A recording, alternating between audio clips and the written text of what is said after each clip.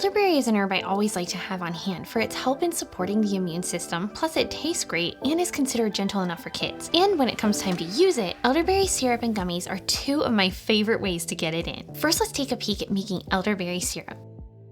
Start by making an herbal infusion by placing 1 cup of herbs in a quart jar. You can use just elderberries or a combination of herbs, but you want a total of 1 cup. I'm using elderberry, astragalus, and cinnamon. Pour boiling water over your herbs, filling the jar completely. Cover and allow it to infuse for about 1 hour. Once it has infused, pour it through a strainer or cheesecloth to strain off the herbs, squeezing out the herbs as well as you can to get all that goodness out. Gently mix in 1.5 cups of raw honey and your syrup's complete. Make sure to label it and store it in the fridge. This should be good for about 6 months. I like to take about a tablespoon a day for general immune support. Now the syrup itself tastes amazing, but to make it even more fun for kids, or yourself, you can whip up a batch of immune boost gummies. Start by making the infusion we made for the syrup, but stop once it is strained and allow it to cool completely. Once it's cool, pour 1 cup of the infusion into a small saucepan and sprinkle 4 tablespoons of beef gelatin over the top of the liquid. Let it set for 5 minutes, allowing the gelatin to bloom. Place the saucepan on the stove over medium heat and cook it just until the gelatin dissolves completely,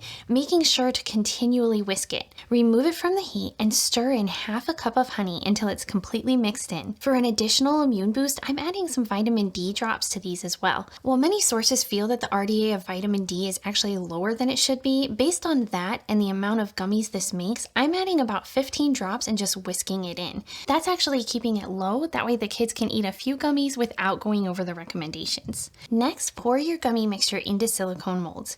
You could also just pour it into an 8x8 glass baking dish if you don't have molds. Allow them to sit for about 30 minutes to set completely. Pop them out of the molds, or if you used a pan, just pop them out and cut them into small squares or shapes. Store these in a glass jar in the cabinet for up to a week or in the fridge for a slightly longer shelf life. Elderberry gummies and syrup are both incredible ways to help support our main line of defense, making them a great addition to any herbal medicine shelf.